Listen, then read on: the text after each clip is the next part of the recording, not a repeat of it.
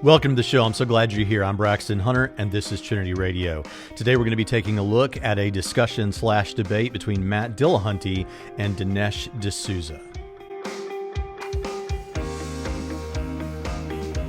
This was a really fun and energetic discussion or debate. Both of the presenters are very good public speakers. In fact, Dinesh D'Souza, back in, say, 2008, 2009, became somewhat of a popular apologist of sorts. I don't think we would put him in the same category as other apologists, but he had several debates with Christopher Hitchens and Daniel Dennett and perhaps others, and they were very exciting, enjoyable to listen to. He isn't afraid to get a little bit snarky, just like Matt Dillahunty is not afraid to get a little bit snarky, and seemed to have a relatively good grasp on history and some of the history of philosophy, and that always made for a good discussion. So I was very excited to see this debate, and I will say it's a fun debate. It's enjoyable to listen to, and they cover a range of topics, more topics than you would typically get in one of the standard "Does God Exist" type debates. However, if this were a formal debate, which it was not, and if we were to declare a winner, which we can't, I think, and this may come as a surprise, that Matt Dillahunty won this debate. I think that should be pretty clear to most of the people who watch it. If you disagree with me, I'd love to hear in the comments why you disagree with me. And let me tell you what I don't mean by that. I don't think that means that Matt Dillahunty was right. I think in most of what he said, I probably sided with Dinesh D'Souza, with the exception of I don't know enough to know about the climate change issue, and we'll get to my comments on that when we get there.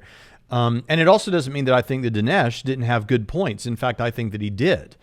The problem, as I perceive it with Dinesh, is Dinesh's approach was not fully orbed. In a couple of cases, I felt like he was heading in the right direction, and then he just sort of stopped and somewhat granted what Matt was saying. And so I think that's a problem. So the best way to go about this would be to jump right in and begin looking at the content and see what we get from it. But as we look at it, here is what I understand Dinesh's approach to be. And let's see if you agree with this or if you think it's borne out in the discussion. I've written this down. This is not his words, but it's my summary. I think that Dinesh is saying something like, "It is not unreasonable to believe in what cannot be proven, because we do that with many things and must, partly because there is much at stake. It is not unreasonable to believe in what cannot be proven, because we do that with many things and we must do that, partly because there is so much at stake." So let's see if you think that is how this went. But as we begin, let's take a look at, now we can't look at the whole thing. This thing's like 2 hours long. But what we are going to do is we're going to look at a few segments.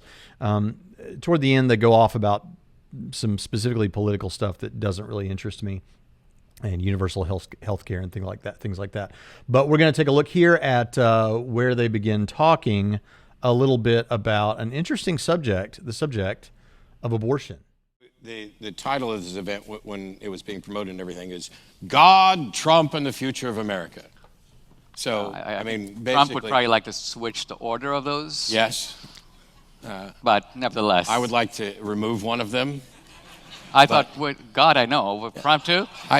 No, remove one from the discussion. The other one, I don't need to remove because I don't have any reason to think he exists, but the discussion is good. Well, don't you make your life talking about him? I do spend a lot of time talking about him. It'd be like if I spent my life talking about unicorns. It would be, except that you don't live in a world where the overwhelming majority of people believe in unicorns and are trying to legislate what other people can do based on what they think unicorns want. What is, since we're into it. This is how it goes. By the way, I think that's a fair point from Matt's perspective. If you don't think that God exists, you might find it important to talk about the existence of God. I know it's quite popular for Christians to say things like what Dinesh has just said, frankly, but he's right that people are not making major life decisions and voting unto our leaders and laws on the basis of what their beliefs about a unicorn that may or may not exist. But issues of religion do come into it to some extent. But I think what we see next is a pretty good tempering of that. Goes. Yeah. What is a specific, concrete example of someone trying to do that? of trying to. Well, somebody who says, God told me X, and I want you, Matt, therefore, to do Y. Oh, it's Who says that? Who takes that position that you're spending your life fighting? Sure. So, are we in any way suggesting that there's not a particularly loud and well-financed fundamentalist religious right who are stacking the courts in accordance with their ideology, which is influenced by their religious things? I have family members who are primarily single-issue voters. Like, if there's two candidates and one is set out to end abortion and the other one's not, that's the only thing that matters to them. And so I think it puts people in a position where they're probably voting against their own best interests. Can you name, just pursuing this to see what we're talking about, can you name a single Supreme Court justice who, in your opinion, does not arrive at their judgments for any constitutional or jurisprudential or moral or philosophical reason, but simply consults a divine oracle in order to make a ruling? Can you name one of them? Oh, no. I'm not in any way suggesting people don't genuinely have these beliefs. It's just that if people's views, like people within all of them, whether they're Supreme Court justices or not, they're going to have particular views on how the way the world's going to work. You and I are.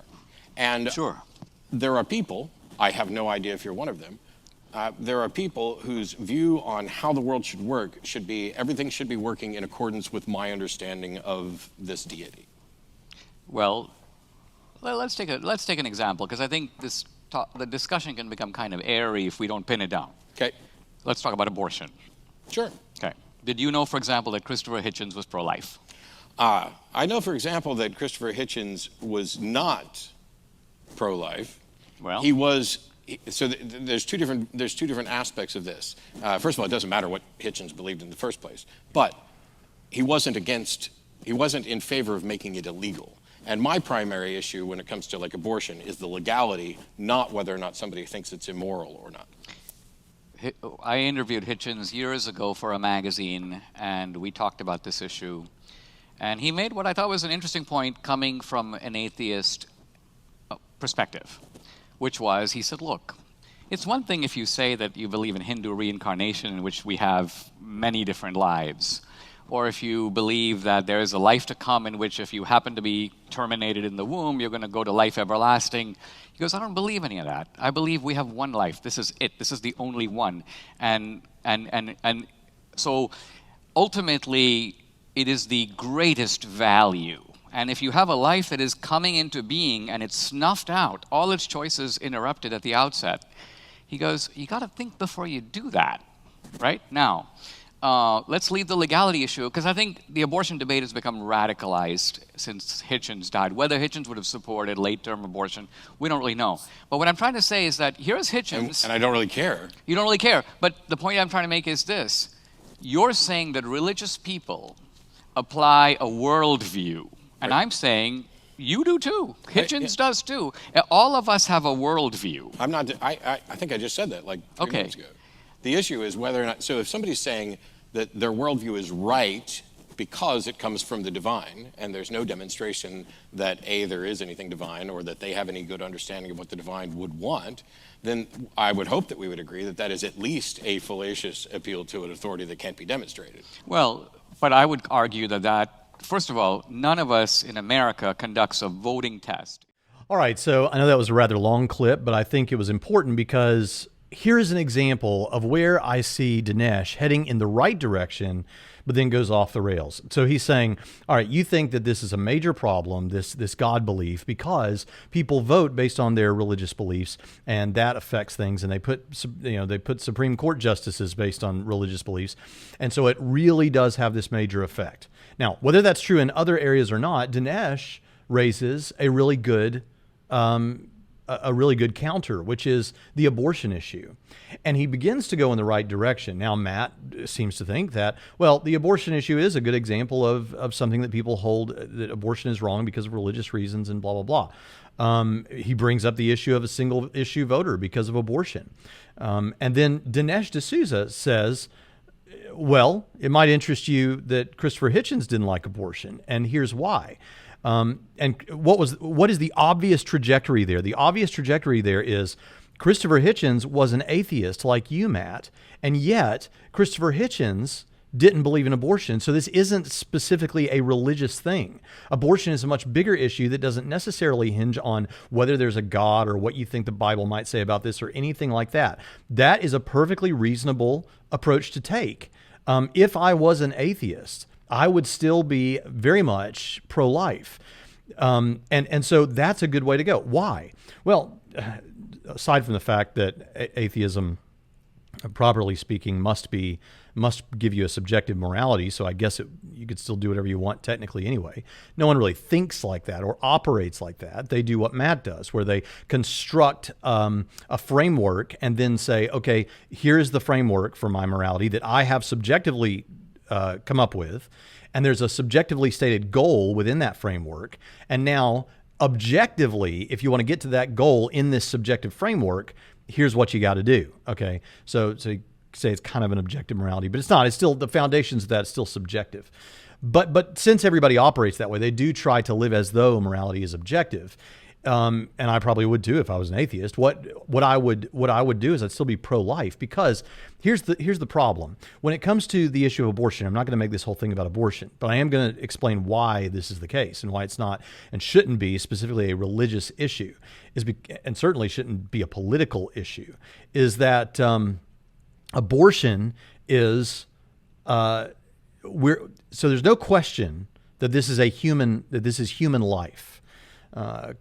Christopher Hitchens understood this. Peter Singer understands this, that when you, scientifically speaking, if you want to go with science, scientifically speaking, you have male human biological material that combines with biological material from the female, the sperm and the egg. This is biological material or living material. And then when it comes together, it creates a new arrangement of biological living material. And it's not goat biological material, it's human biological material, and it's alive. This is life. This is new human life. Now you might say something like, okay, but my skin cells that I fluff off however many of them every day is human life. You wouldn't consider that to be something akin to abortion. No, but here's the thing.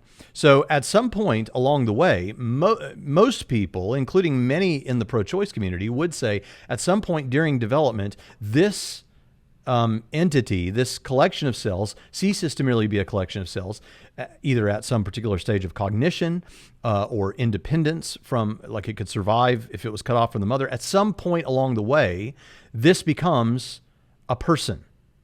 It's not that it becomes a human, it's a human being already from the moment of conception. The question is, at what point does it become a person? This is personhood. This is not a scientific discussion, by the way. Personhood is in the domain of philosophy. So what are you going to do with that information? Well, if you're an atheist and you don't believe in God, then you still would have to say, okay, at what point during that process are we going to assign personhood? This is where some people get tripped up and think this is a scientific question. So they say something like, well, we know that at this particular point it's got consciousness, or at this particular point it, feels pain. And so that's the moment. But that's an arbitrarily decided point. Why is that the moment that it becomes a person? Scientifically, all you could say is that's the point where it's conscious, or that's the point where it's experiencing pain, or has some other capability or structure. And so what you have to do then, what you're doing then, is you are subjectively and somewhat arbitrarily, even if not entirely arbitrarily, deciding on when that becomes a person. Now, if you don't know for sure at what point it actually is a person, this is a philosophical question, not a scientific one, you're just guessing. And that means that at any moment on the scale, from birth back all the way to the moment of conception, you can't know for sure whether this should be considered a person or not considered a person. And so that means that you are taking a risk that you may be okay with, but I don't think any thinking, empathetic person at all who has any level of moral concern, understanding what I've just said, should be okay with making that judgment call. And it meaning you could be committing murder, the killing of a person, the unjust killing of a person. That's a serious, serious issue. And it's not it doesn't have to be a religious one. And so for that reason, that was a great path to take, I think, that D'Souza was taking. And so, by the way, in case you're interested, we do have videos on this. I love the sled argument of Stephen Shorts, where he says, look, there are only a few ways in which a fetus is unlike or different from a fully grown adult human being. And that is their size, but there are various sizes of people who are already born, their location in the womb instead of outside of the womb. But there are people in all kinds of locations, and in no other area of life do we decide that someone is worth more or worth less based on their location. That would be incredibly bigoted. Their environment, size. No. L is level of development. Their level of development. But my daughter, who's 8 years old, is less developed than my daughter, who's 12 years old, who's less developed than me. So it would be bigoted to decide based on level of development whether a person is a person or not. Environment, there we go. In the womb or out of the womb, we don't do that in any other area of life, that based on your environment, you're worth more or worth less. What if we said that everyone in say, some third world country is worth less because they're in a different environment that is not as developed as ours? That would be bigoted. So size, level of development, environment, and degree of dependence. It's dependent on the mother. But there are all kinds of situations where people are dependent upon other people. We wouldn't say they're not persons or that it's okay to kill them. So this is a great way to approach this that doesn't have to be religious. Now, I think, again, without objective morality, it all crumbles still just the same. But nevertheless, the fact is, you can do this on a non-religious paradigm as non-religious people understand the parameters.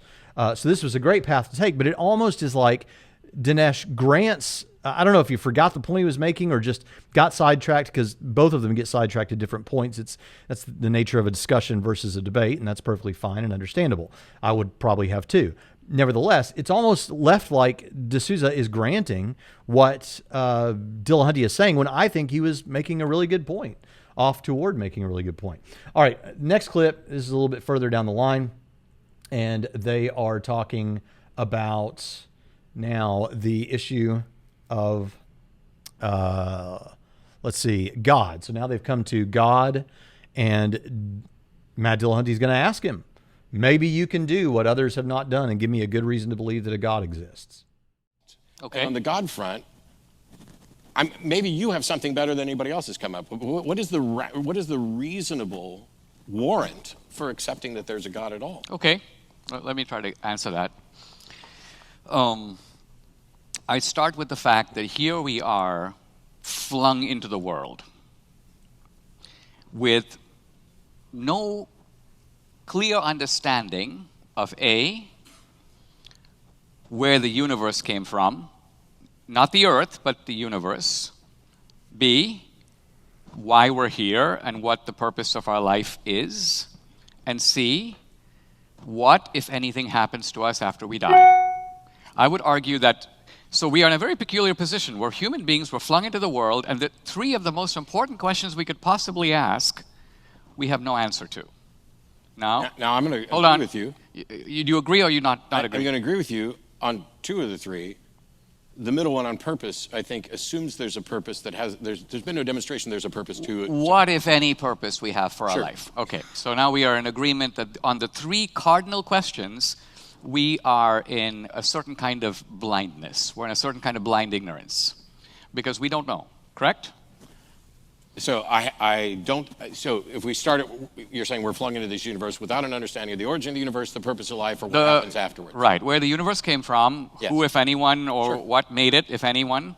B, what the purpose of our life is, if any. And C, what, if anything, happens to us after we die. We are in violent agreement right now. Perfect. Now, the second question arises,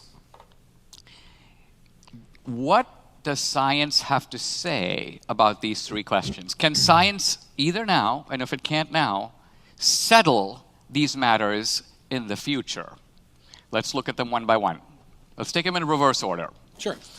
Can science decide the matter of whether or not there is life after death, yes or no? It depends. Depends on what? So science only deals with the natural world. Correct. And so if in fact there's a supernatural existence after this, then it may forever be beyond the purview of science. Correct. Or if there is another universe that operates according to different laws and we happen to move somehow into that universe, science would have nothing to say about it, correct? Not necessarily, because Okay. if it's a natural, like we have like hypotheses about a multiverse or whatever. Correct. I can't say what science will be able to test for in the future, or whether or not that we are permanently confined to the cosmos that we experience. I can't say. I can't even rule out, I can't say that science could never say anything about the supernatural. All I can say is that as it stands right now, I'm unaware of any supernatural claim that has any evidence for it that science could evaluate to determine that it was true. Right. Let's put it a little differently because I don't want to debate the detail here. I just want to look at the macro picture. And what I'm basically saying is Shakespeare said, I think correctly, death is the undiscovered country. No one has been to the other side of the curtain and essentially reported, given us empirical evidence one way or the other, correct? We don't know what happens after death. True? See, here's the thing, and I promise I'm not being difficult. This is just for clarity. As a skeptic, my position is not, like when the psychics who claim that they're speaking with the dead. Right. My position is not, they're wrong and that's bullshit. My position is they cannot demonstrate that what they're actually doing is what they claim. And so I can't say nobody's been to the other side and communicated back. I can just say there's no. Okay, now the problem with this some people might consider this to be nitpicking a little bit, D'Souza, and I promise you, I've got criticisms of Matt that we're going to come to momentarily, but this is a major problem here. No Orthodox Christian should ever say no one has gone to the other side and come back to report it to us, without at least making the caveat, maybe someone did in the first century in Israel. Because the reality is that is the central claim of the Christian message. And so now you say, well, yeah, but we can't verify that. Well, that's, of course, up for discussion, right? But the fact that a Christian, someone who claims to be a Christian, and I don't doubt him, would say something like that is surprising. What do you mean nobody's ever gone to the other side and come back? Nevertheless, let's keep trucking. And on that point, Matt is a little bit more hospitable to Christianity than D'Souza seems to be. Now, again, I think if I was on stage and said that, D'Souza would say something, well, yeah, of course, yeah, Jesus. Nevertheless, it's very interesting because Dillahunty's saying, I'm not going to say no one's come to the other side and come back. I'm just going to say we can't demonstrate it or whatever. That's like almost more hospitable to the Christian message than what D'Souza said. But look, I doubt D'Souza will ever see this, but if you do, D'Souza, I get it. Maybe it was an oversight. Reliable evidence for it, and I don't know what shape that evidence would take in order to demonstrate that.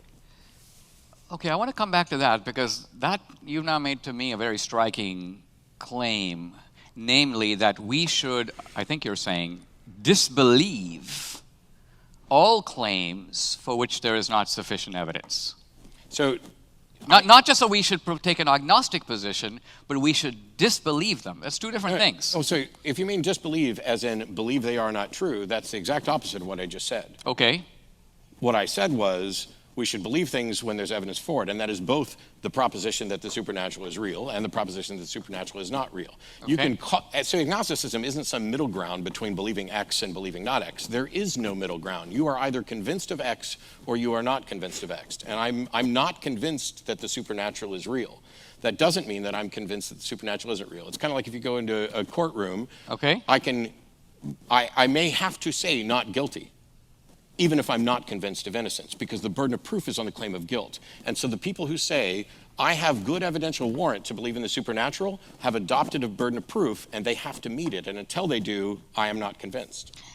Okay, but let's be clear about what that burden of proof is, because I'm not saying I have definitive proof that God exists or these are his attributes. Here's what I'm saying. I'm saying I don't know if there is a God in the sense of no.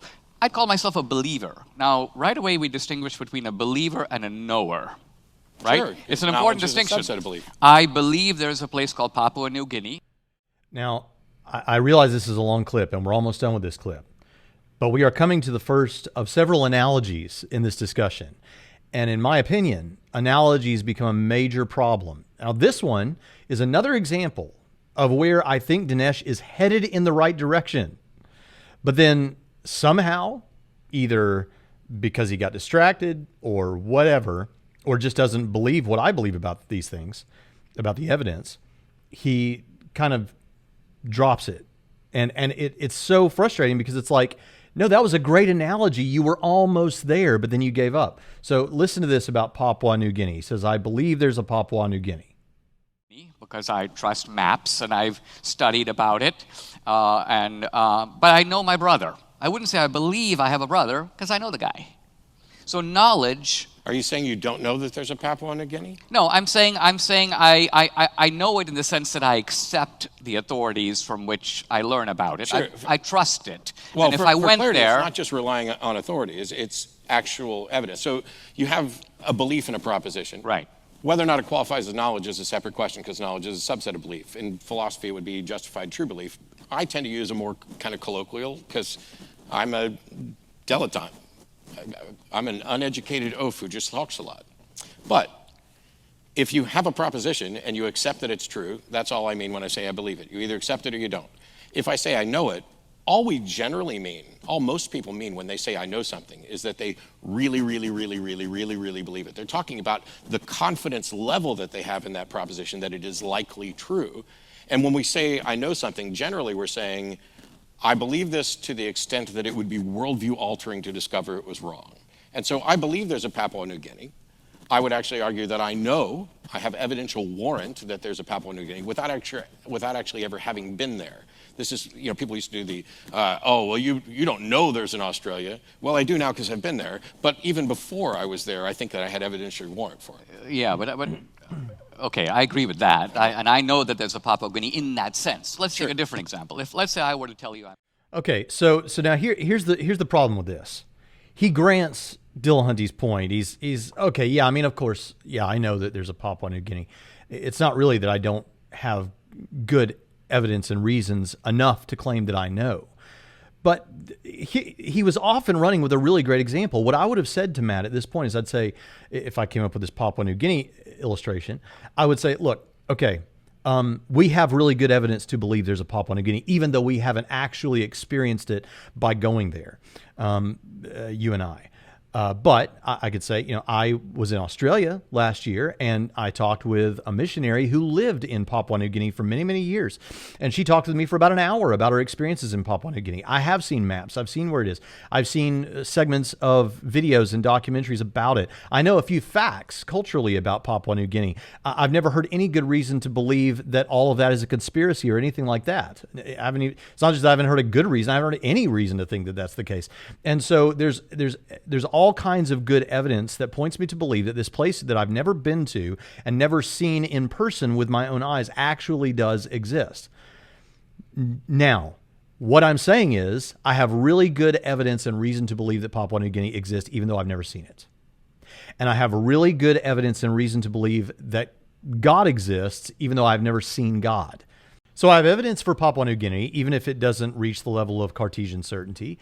And I have evidence for God that even if it doesn't reach the level of Cartesian certainty, but it's a different type of evidence. But frankly, in some ways, the evidence for God is stronger than the evidence for Papua New Guinea. In some ways, the evidence for Papua New Guinea might seem stronger than the evidence for God. Well, let me give you an example. When it comes to Papua New Guinea, I do have maps. I have visual certainty when I have, footage and things like that. And I don't have that for God. That's true. But what I do have with God is, first of all, I think it is the case that I have some level of actual personal experience with this. And could I be mistaken about that? I suppose I could, but that counts for something. For those who are believers who have that experience, it counts for a lot. But that's not all I'm going to say. Set that aside for a minute, and if you don't like it, then ignore that one for a moment. One thing that we share with both of these things is testimony. I have testimony of people who've gone to Papua New Guinea. I have testimony from the first century about people who claim they saw the risen Christ. I have the testimony of like 98% of the world and the history of the world that people have had experiences of some God or some supernatural experience of one kind or another. And on top of that, I also have, and this is where the evidence I think gets a little more powerful than the evidence for Papua New Guinea. With Papua New Guinea, I have all these things external to myself that I do have to look to kind of formulate some sort of a reason to believe that Papua New Guinea exists, or something external to me that goes in through my senses. With the existence of God, The philosophical arguments, I can run a deductive argument in my head, and I can come to conclusions about the need for a cause for the beginning of the universe and what that cause must be like.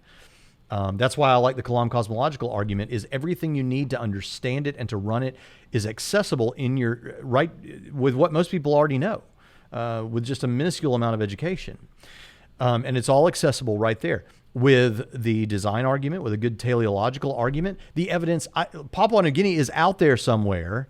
The evidence for design is not only all around me every time I open my eyes, but my eyes themselves, my physical body, the physical structures of myself are a part of that design argument. And so it's immediately accessible. And to that extent, that's a better evidence for God than I have for Papua New Guinea.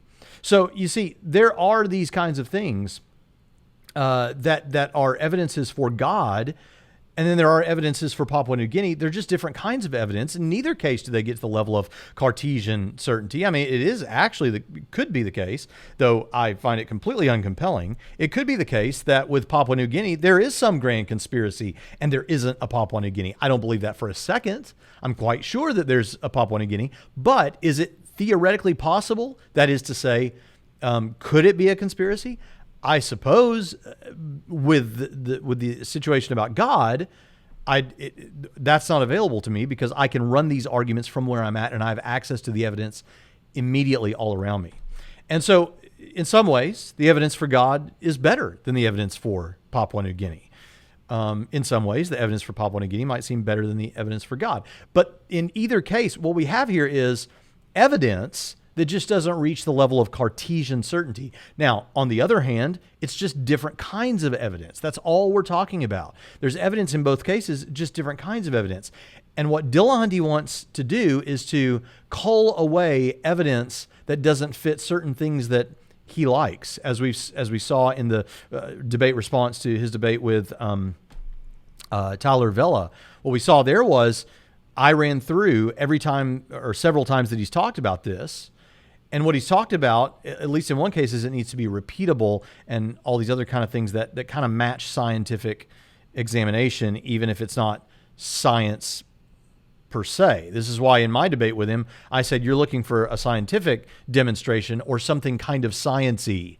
And he said, I think he said yes. So your epistemology is the problem. I've said this so many times about Matt, and it's true about atheism today in general of this type, is you're culling away the types of, you're constructing an epistemology that does not allow for or discriminates against, at the very least, the types of evidence that would get you to God's existence or to the supernatural. That's a major problem. But what we saw from Dinesh here is he gave up on that analogy, which I thought was a great analogy. It seems like what he was trying to say is, look, I believe in Papua New Guinea, even though I've never been there, and I believe in heaven, even though I've never been there. Fair enough. But what Matt, I think, was pressing is, yeah, but it's not as though you don't have any good reason to believe in Papua New Guinea. And so Dinesh is, oh yeah, okay. No, what Dinesh should have said is, right, and guess what? I have good reason to believe in God too, and the existence of heaven. So I thought that was a ball dropped, unfortunately. Now what we're going to come to is, well, I'll reserve my comments. Now, let me ask you this question. What do you do about belief when you are in exactly this position? If something is true, it would have tremendous implications. For example, you would concede that if there was life after death, that would greatly affect the way we think about life on Earth now. It would. Depending on what that life looked like. And depending on whether or not anything in this life had any impact on that life. Correct. But right. Yes. So let's just say if the religious narratives are correct, and there is some sort of cosmic justice in which, let's just say, the crimes that are the undiscovered crimes of this life have to be accounted for in a future life, we would probably have to start thinking about all the stuff that we get away with in private, because even though we escape human accounting, there would be some sort of presumably divine accounting. So in other words, all I'm trying to establish is that there's a relevance to these questions, even if we don't definitively know anything about them, anything about the answer matters which way we go. I agree the answer matters. It's just that the answer right now is, I don't know. And you can play the what if game for any one of them. What if there's nothing? What if it's the end? What if there's a being who's going to judge you based on whether or not you fell for things without sufficient evidence? What if that's the criteria? Okay, so what you seem to say is, I think about something, and if I really can't answer the question, right, I take the default position that that something doesn't exist until evidence shows up that's going to convince me it does. Of course. That's your... Okay, now we're going to follow this further because we're about to get to some more analogies. But what I want to say about this is Dinesh is, again, setting up a really good point, I think. And this one he follows through with.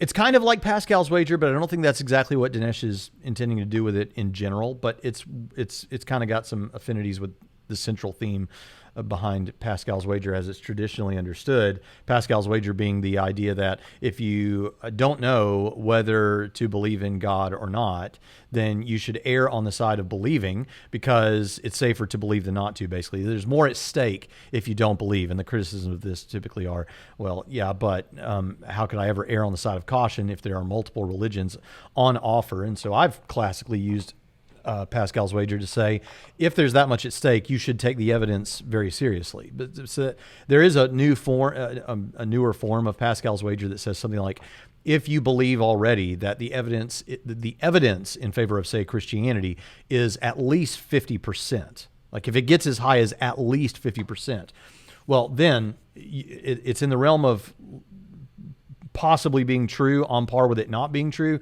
You should go ahead and err on the side of caution and accept it. Okay, but there are criticisms that come to that too. Namely, is that the sort of belief that God is looking for, the just in case sort of belief? But all that aside, that's not really the primary emphasis here. What Dinesh is saying is, look, we don't know for sure about the afterlife. We don't know for sure about a judgment. We got these religions saying there's a judgment and then there's this hellish place that it comes after and all that kind of thing, some religions. And so it's worth you taking this very, very seriously and making a decision instead of staying stuck in this space of I don't know, because there is much at stake. Now, again, I summarized what I think that Dinesh D'Souza is saying throughout this whole thing as it is not unreasonable to believe in what cannot be proven because we do that with many things and must, partly because there is much at stake. I think that's a fair expression of what Dinesh is saying. Now, I want you to remember that because that is going to come up later. And while I think that is a fair consideration, I mean, think about it. Every one of you who's watching this, atheist or not, is on a freight train headed for a brick wall. And it could happen today. It could happen 10 years from now. It could happen 30 years from now, depending on your age. But at some point, you are all going to die. We are all going to die. And so as a result, you need to take this, number one, very, very seriously. And many of you have. Because of what's at stake, it makes it all the more serious that we take it that way. And Dinesh would say, and he's going to say here in a moment, since you already come to believe many things and you make decisions about the future based on things you don't know and certainly don't know for sure, since you already do that with things where the stakes are much less, you definitely ought to do it with this. And at the very least, it's not unreasonable when people do it like this. So we're setting up with that. Now we're going to come back to that because I suspect Matt is going to pull something very similar back on Dinesh, and I don't think either one of them noticed it. And so we're going to come to that in just a few moments. But first, we're going to have fun with analogies with Matt and Dinesh, because what we're going to see here is as Dinesh tries to bear out what I've just said, we're going to see first Matt, and then with another analogy, Dinesh, doing something that is very common in these kinds of discussions that is a pet peeve of mine, and that is when people attack the analogy instead of the point of the analogy. I don't think either of them intended to do that, although I think sometimes people do intend to do it because they think it gets them off the hook of the analogy because now we're talking about something else. I don't think that's what's going on here, but I will say what I do think is going on here is both of them attack the analogy instead of the point of the analogy. Matt does it first with the analogy that Dinesh raises. Let's listen. What's your view? That is sound epistemology. That sound epistemology according to whom? According to you. Sure. Well, let's go according to me because I don't need to cite anybody else. Right. Because I'm right. Because Okay, hold on. Let's see if you're right. Let's see if you're right. The alternative would be to say that I'm justified in believing something before there's sufficient evidence for it. But I would argue that you do that every day. Let's give you a cardinal example. But that doesn't change the fact whether I should. You should. I'm saying you do. We're all going to should. make mistakes. You do and you should. Look, our life is always lived in anticipation of an unknown future, right? You're dating a woman. Yes. And so what you do is you, being a very reasonable guy, plug in all this data, right, about this woman, and you're trying to make a rational decision, let's say, is this the woman I want to spend my life with? Let's assume you're thinking about that question. For the sake of your argument, we'll assume I'm thinking about that. Okay. Now, I would argue that in reality, given the way human beings are, you could never really know what life with this person is going to be like, let's just say over the next 30 years. First of all, you'll be different people in 10 years, or different people in 30 years. So this question about what it's going to be like is unanswerable with any high degree of certainty, correct? Yeah, which is one of the reasons why I, unlike many religions, actually support the notion of divorce and am opposed to the notion that there's a soulmate out there that you're going to be everything to forever. If we're both in agreement that we don't know what the future holds, I don't make a decision but to if say... you'll pardon me, that's a tediously predictable response. I'm not going there. Where I'm going with is the fact... I didn't think you were going there. No, because... Right. Where I'm really going with is the fact that in making a decision of whether or not to be with this person, yes or no, you are necessarily taking a huge leap of faith. No. See, that's the thing. The way I operate my life, and maybe I'm a weirdo, is, so for example, in this case, I have no plans to end this relationship, and neither does she. But we are both adults, and there were 2 rules. Be honest, have fun. That's it. That's all. Be honest, enjoy life. And as long as we're both honest, we can reevaluate the nature of our relationship at any point. I am friends with every one of my exes, including my ex-wife, who I just spoke to. We went into it with this optimism that perhaps we would spend the rest of our lives together, and with the realistic notion that it doesn't happen. Anybody the divorce rate's... Okay, now notice he's going off about divorce. And Dinesh has said, I'm not going there. And Dillahunty says, yeah, but I'm going there. And then proceeds to go on about it some more. And says he knows that Dinesh wasn't going there. So that is to attack the analogy instead of the point of the analogy. What was the point of the analogy? Fine, whatever. Don't care about your views on marriage. That's not the point. Traditionally, people have thought of marriage as a covenant, a promise that we're going to spend the rest of our lives together until death do us part, right? That's the colloquial understanding of this. We expect you to have different views on this. That's not the point. The point is there are things in your life and in everyone's lives where we make decisions, long-term decisions, rest of our lives decisions. This is why Dinesh finally has to come to, okay, fine, you putting away money for retirement then, something. There are things you do that are decisions you make that will impact your future, and there's risk involved, but you do it even without having all the evidence or with knowing what's going to happen for sure because of the risk that's involved. And that's normal, and we do that all the time. And so when it comes to this issue of life after death and heaven and judgment and all these kind of things, the risk is even higher than whatever else because it's as high as it could ever be. And so because it's as high as it could ever be, then you definitely should do this with that if you're doing it with these other things, like marriage for most people, or with what you're doing with your retirement, where you're investing, retirement, investing, whatever else. And so as a result, Matt attacks the analogy instead of the point of the analogy, and the point of the analogy is good. So I think we have an example of this. Now, again, we're going to come back to that notion in a few minutes because I think that it's going to go the other way, and Matt's going to try that same tactic on Dinesh. Nevertheless, first, we come to a moment where Dinesh butchers an analogy, and it's kind of his own analogy. So let's pick up there. Now, here they're talking about when you have a warrant to believe something, do you have to have seen something and have visual certainty in order to know that something is true or that it exists? I should not be reaching conclusions about what is beyond my ability to see. Okay, so let's take, for example, you've seen a certain number of dogs in your life, correct? Yeah. Tons of them. She Okay. stops at every one. Right. Above and beyond that, you haven't seen other dogs that are outside the radius of your empirical experience. True? Correct. Do you believe that there are other dogs other than the ones you've seen? I have evidence of other dogs on Earth. What's that evidence? I've seen video footage. I have. Okay, met but people let's in just say the different video heights. footage, let's count those among the dogs you've seen. What about the dogs you haven't seen? Sure. You believe they exist? On Earth, yes, but if you tell me that I should then believe that there are dogs on Saturn, that's the level of thing we're talking about. No, here. it's not. It's not. Absolutely not. See, this is the heart of the matter. This is the heart of the matter.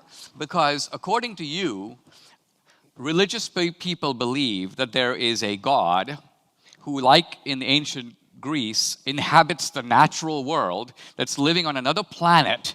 And so your reasoning is at the level of the cosmonauts who go up into the sky and go, no God up here, therefore God doesn't exist. No, that's not it. Well, you just said that I'm proclaiming a dog on Saturn. Yes. And I'm saying that's not what I'm doing at all. So if I can only see 7 stars. Okay, so he's raising this analogy, and Dinesh is attacking the analogy rather than the point of the analogy. It was his analogy.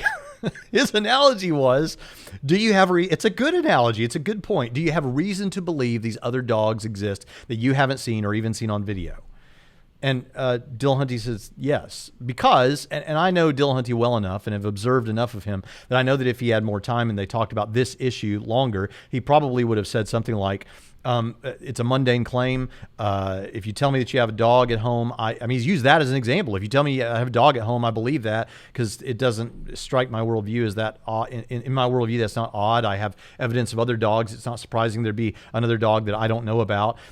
So, but then Matt's point is, but if you told me there was a dog on another planet, well, now I've got questions. Now I'm skeptical. I want to see some evidence. And he probably would say, I want some extraordinary evidence because that's an extraordinary claim. Whatever people mean by that. So, but that's where he's going with it. That's his point. And frankly, that's not surprising and makes sense within Matt's framework and makes sense. I'd want to see some evidence for that, some dog on it. I don't need to see evidence that you, one of the viewers of Trinity Radio, has a dog at home. I believe that. But same thing. If you told me there was a dog on Venus or something, I'd want evidence of that. Why do you think that? Why is that true? Dinesh says, oh, you're trying to say that we believe in a God that is in the cosmos and lives on some other planet or something and has a dog or something like that. No, that's not the point. So you have both of them butchering the analogy. Dillahunty going off about marriage when that wasn't the point, and D'Souza going off about dog or God is like Zeus when that's not the point. Okay, so but now we're going to come to this point where they're talking about climate change, an issue I know very little about and am happy to admit. But something happens in this discussion that I think is very interesting. He never outright says it, but Dillahunty is quite convinced of the climate change issues in the way that it's popularly understood, right? The global warming. D'Souza is not. D'Souza is skeptical, and Dillahunty wants to know why, right? Okay, so now we're on the other side of the divide. Now D'Souza's the skeptic, and Dillahunty's not as skeptical, or at least he's convinced. Whether he was skeptical originally or not, I don't know. But he seems convinced of this. I think is a fair assumption from the way he talks. Now let's hear what they say. Climate is okay. Well, a couple of things. First of all, the climate scientists are, and I think this is more true of this branch of science than it is generically true. They're highly interested observers of this phenomenon. Climate science is a massively funded enterprise. It gets gigantic dollars, and the gigantic dollars are aimed at finding a predetermined conclusion. I don't think you're innocent of the idea that researchers get huge grants. Take researchers who get huge grants from pharmaceutical companies. Take researchers Except this is bull. This is bull. Yes, because now the bulk of the world has at least, let's assume that the climate change stuff is BS. The bulk of the world is bought into it and are making efforts to change things, to change the way we live our lives, mostly so we can have a life. But now, wouldn't there be more money in the people who are actually going out to debunk this This is the sort of conspiracy level thinking Oh, that no, people no, no, raise about science all the time. Oh, the money is leading them towards this conclusion. There's money in anything that you can demonstrate to be true. This is why I don't buy into the big pharma conspiracy stuff of trying to keep us sick, et cetera. Okay. Because there's money in a cure, there's money in new diseases, there's money in this, there's money in that, there's money. Where's the money in debunking it? Let's say I have charts right here, and I show you the whole thing is BS. Who's going to pay me? All those people buying coastal properties that you think are hypocrites. Why would they pay me? Because now, if you can demonstrate that it's BS, now their property values go up even more because now... That just means they'll give the money to the real estate agents and to the buyers, but how are they going to fund me?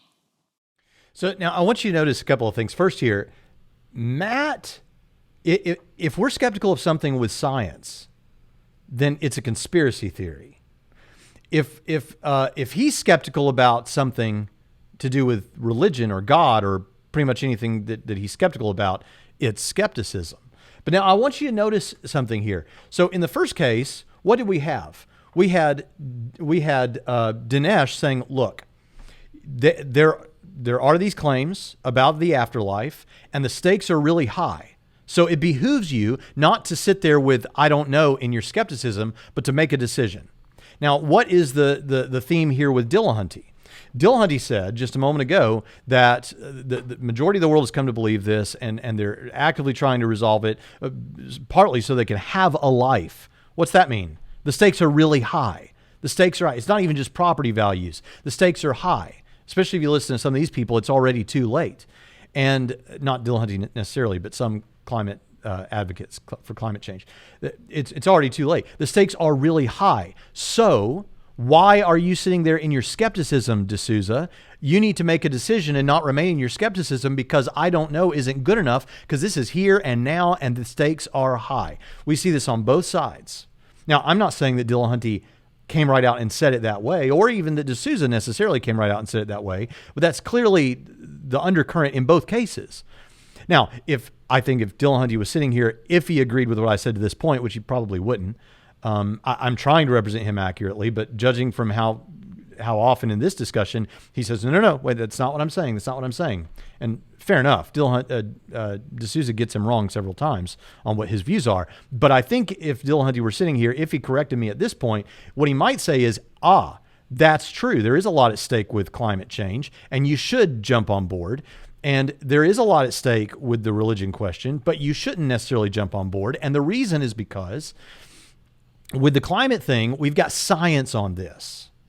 And over here with the God thing, we don't have science on this or anything like science. Now, again, what do we see? Now, the stakes are higher on the God thing than they are on the climate thing.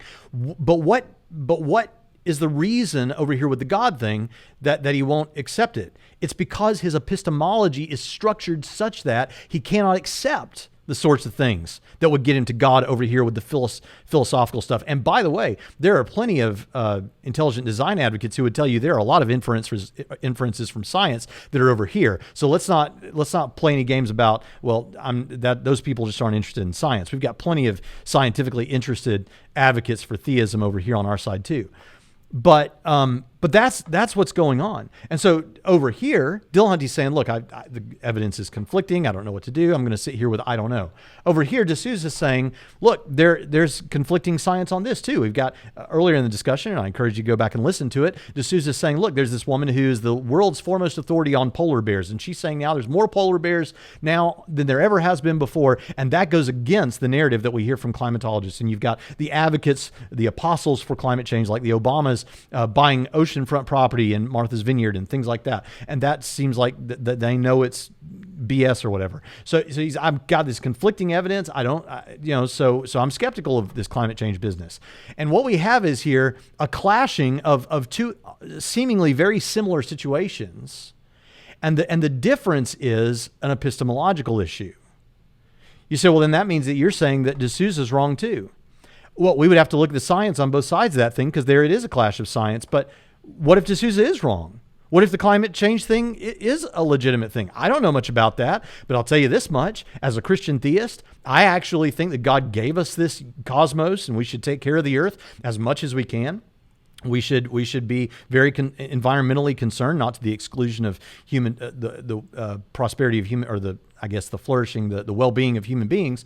But at the same time, I think we should take care of our planet. And a lot of the things that they say we should do so that to solve the climate change problem, regardless of whether or not climate change is a real thing, I think are good practices, because I think we ought to take care of the planet. So I have absolutely no dog in that fight. This is the problem when things get politicized. When issues get politicized, it becomes very, very difficult to actually get to the truth, because the truth about it coming through the science, the researchers are funded. That's not a conspiracy theory. That's reality. They are funded. It becomes difficult to know for sure how biased they were, but let's say none of them are biased.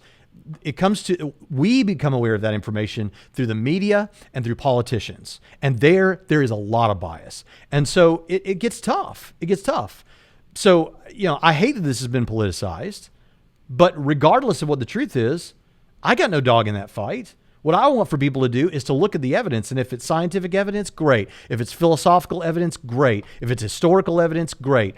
The truth about it is, I want both of these guys to look at the evidence. That's what I want, and not discriminate against the types of evidence that would get you conclusions that you wouldn't enjoy. Not saying that that's what Dillahunty is consciously doing, but his epistemology is structured such that the kinds of things that would get you to God are culled away. All right, now,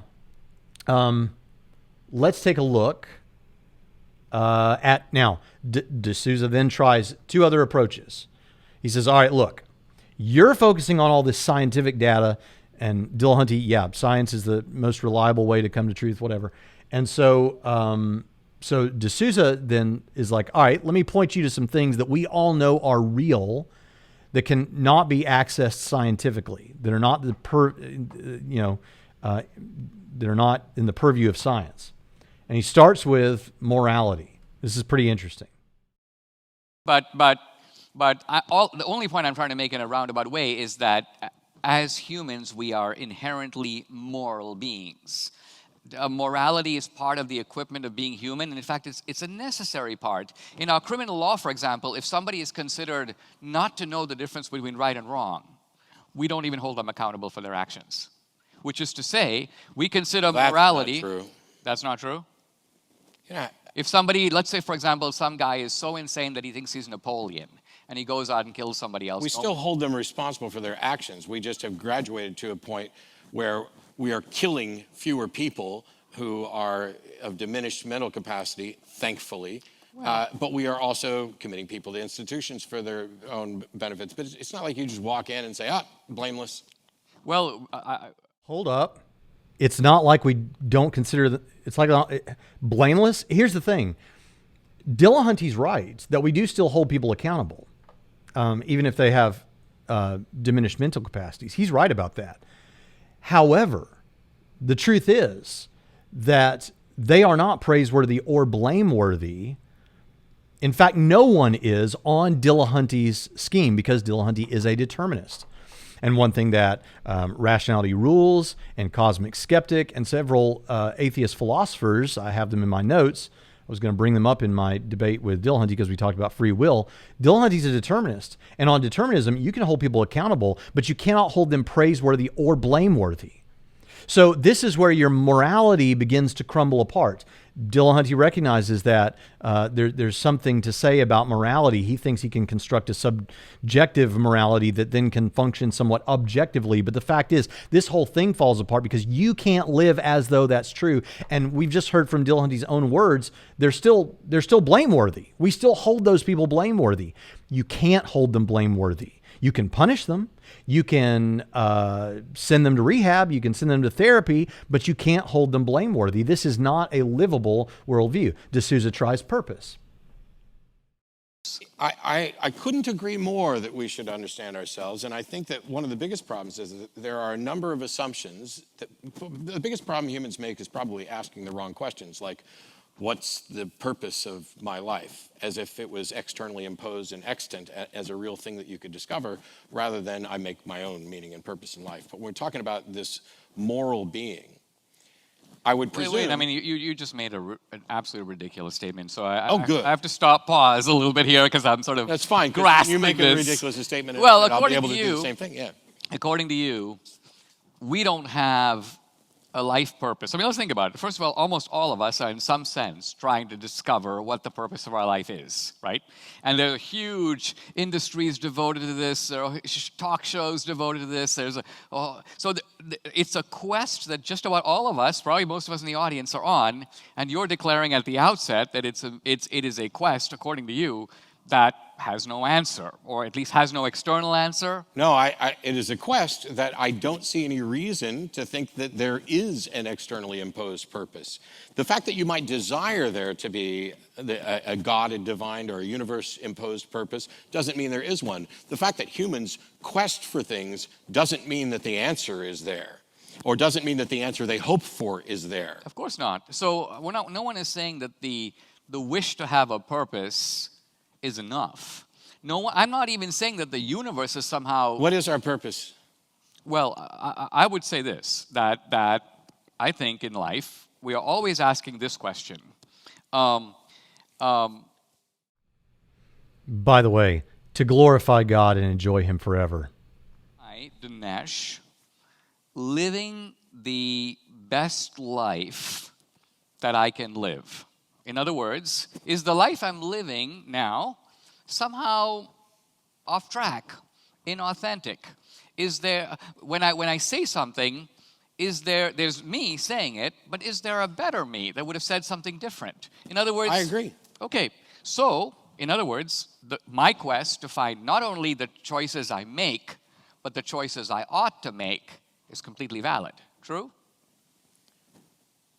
So there's a contextual thing. This is where we got with the labels and how we end up looking at this. Yeah.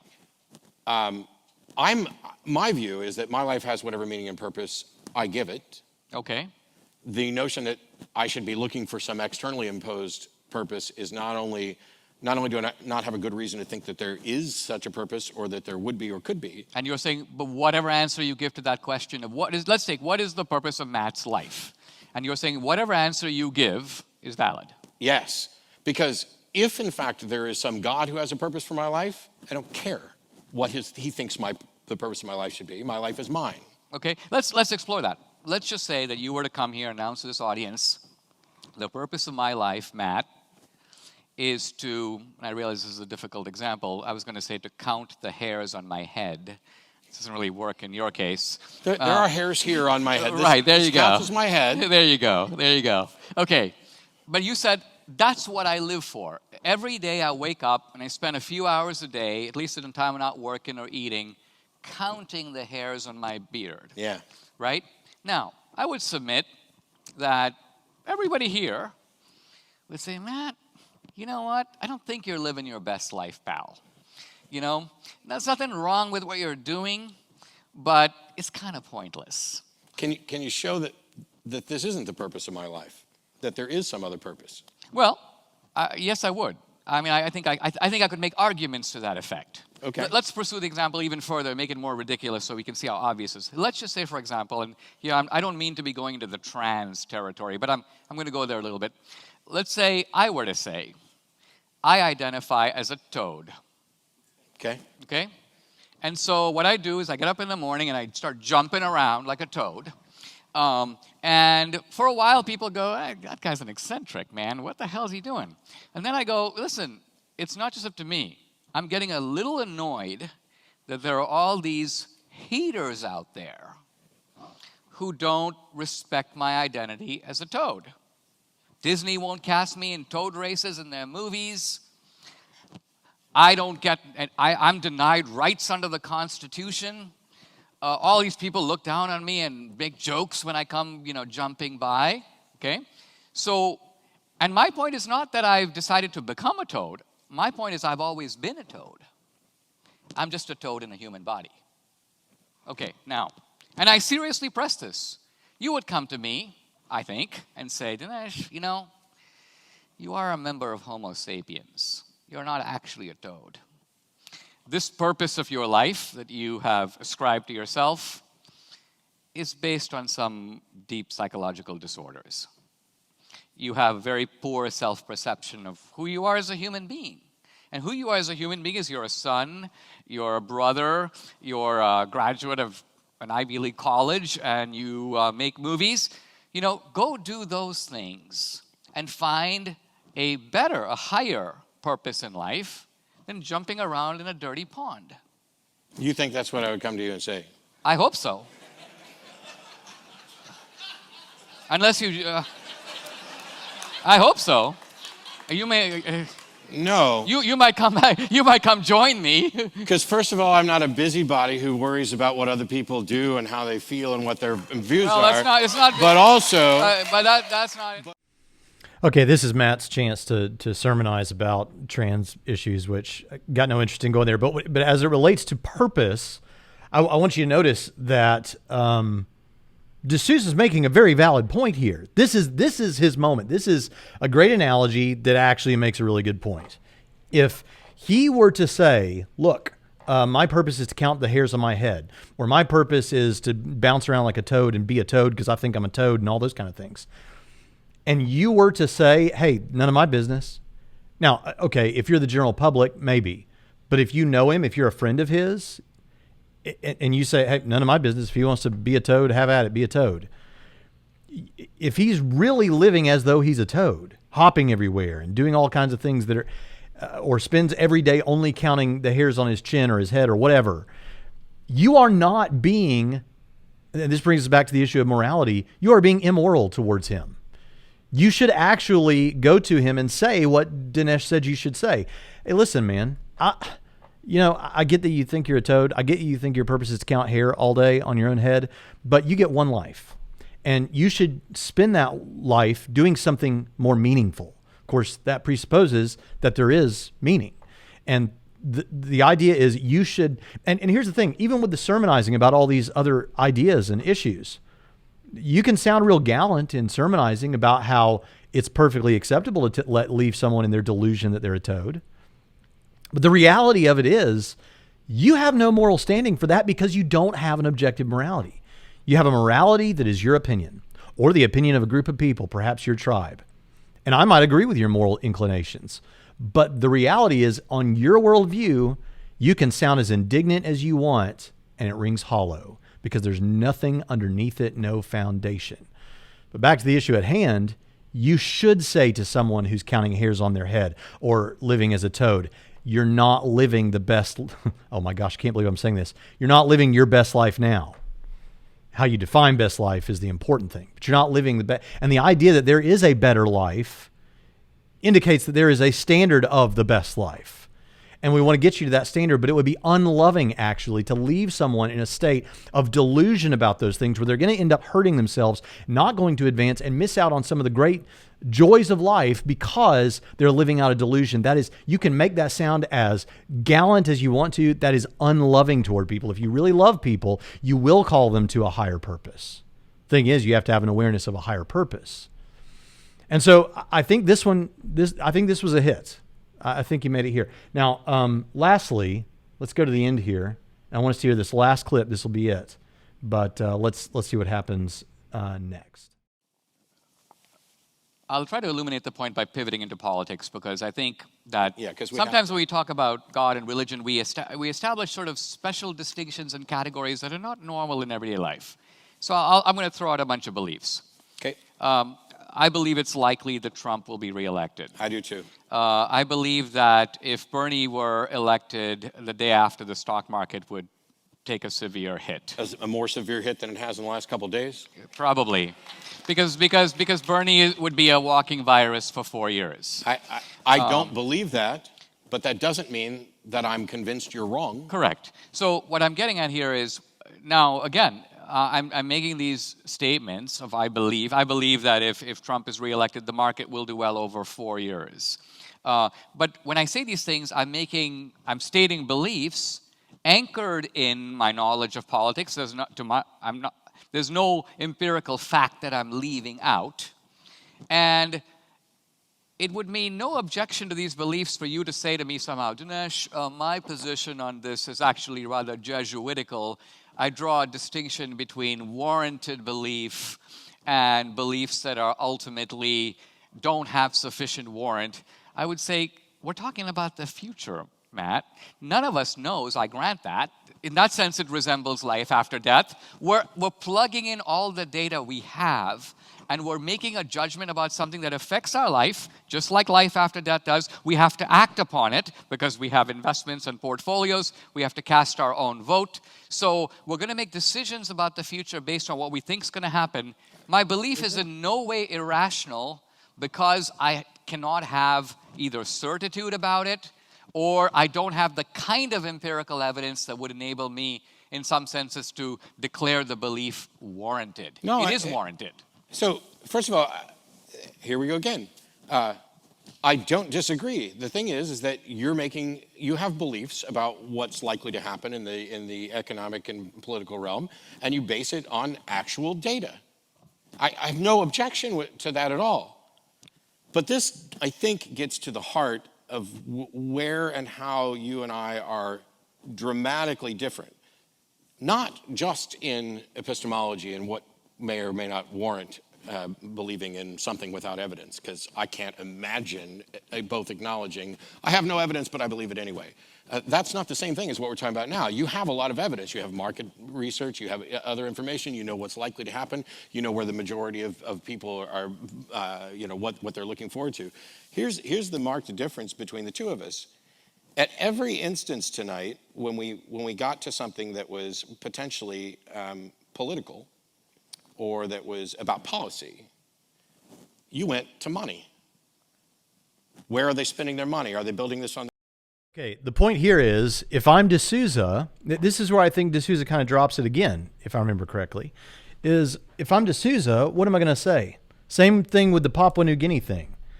I've come up with this analogy. I've presented you this analogy. I'm projecting things about the stock market based on what I know about politics and what I know about economics and what I know about all these kind of things.